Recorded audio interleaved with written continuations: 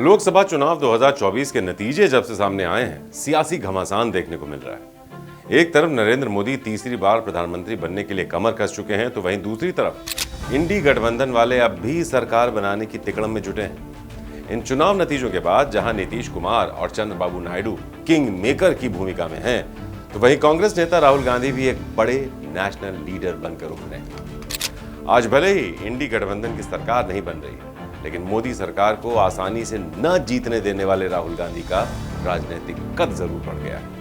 नमस्कार, मैं हूं संजीव चौहान और आप देख रहे हैं श्रेष्ठ भारत। लोकसभा चुनाव 2024 के नतीजे काफी ड्रामेटिक रहे। 2 दशकों से भी ज्यादा समय बाद बीजेपी के साथ ऐसा हुआ जब नरेंद्र मोदी अपनी पार्टी को पूर्ण बहुमत नहीं दिलवा पाए। इस बार के चुनावी नतीजों में बीजेपी को 240 सीटें मिली हैं, जो पिछले चुनाव के मुकाबले काफी कम है।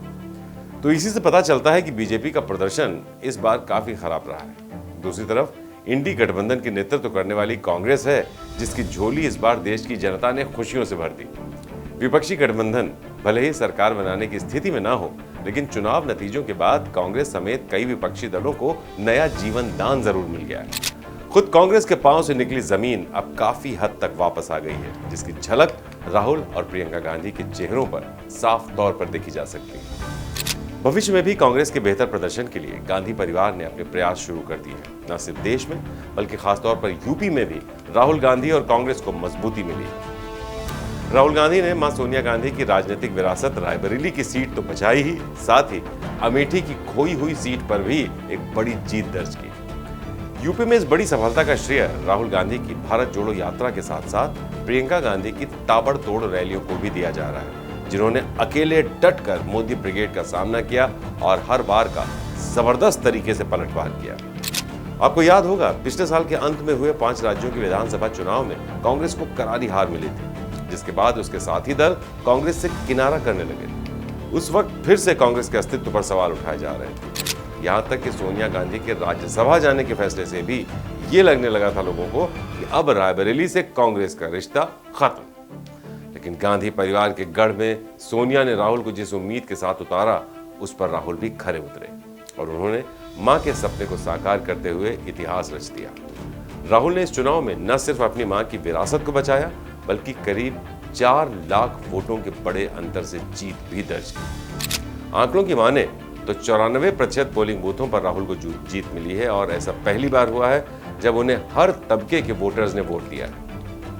आपकी जानकारी के लिए आपको बता देंगे, राहुल का परिवार आजादी के बाद हुए पहले चुनाव यानी 1952 से रायबरेली से चुनाव लड़ता और जीतता आया है। सबसे पहले राहुल के दादा फिरोज गांधी, फिर दादी इंदिरा गांधी और फिर मां सोनिया गांधी रायबरेली से सांसद रह चुके हैं। सोनिया गांधी 2004 से लेकर 2019 तक लगातार 4 बार यहां से सांसद रहीं और अब उनके बेटे राहुल गांधी उनकी लेगेसी को बरकरार रखते हुए संसद तक पहुंचेंगे। सोनिया गांधी ने लोकसभा चुनाव 2024 से पहले इकलौती रैली रायबरेली में करते हुए वहां की जनता से कहा था, मैं अपना बेटा रायबरेली की जनता को सौंप रही हूं। उनकी बात का मान रखते हुए रायबरेली की जनता ने भी राहुल पर जमकर प्यार लुटाया और भारी मतों से जिताया। इसी वजह से अब ऐसा माना जा रहा है कि गांधी परिवार भविष्य में भी कभी भी रायबरेली की सीट छोड़ने के लिए तैयार नहीं होगा।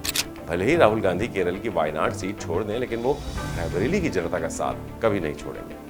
हालांकि इस चुनाव में राहुल ने दोनों ही सीटों से प्रचंड जीत दर्ज की है, लेकिन संविधान के अनुसार अगर कोई भी प्रतिनिधि 2 सीटों पर जीतता है तो इसे चुनाव नतीजे आने के 14 दिन के अंदर 1 सीट से इस्तीफा देना होता है। अगर वो ऐसा नहीं करता है तो उसकी दोनों सीटें खाली मानी जाएगी। इसीलिए बहुत मुमकिन है कि राहुल इन दोनों सीटों में से पारिवारिक विरासत को चुनते हुए रायबरेली की सीट को भी चुनेंगे और इस तरह यूपी से अपने परिवार का पुराना रिश्ता बरकरार रखेंगे। इस खबर के बारे में क्या है आपकी राय, हमें कमेंट करके जरूर बताएं। नमस्कार। श्रेष्ठ भारत पर खबरों से जुड़े रहने के लिए चैनल को सब्सक्राइब और लाइक करें, बेल आइकन दबाएं और देखते रहें श्रेष्ठ भारत।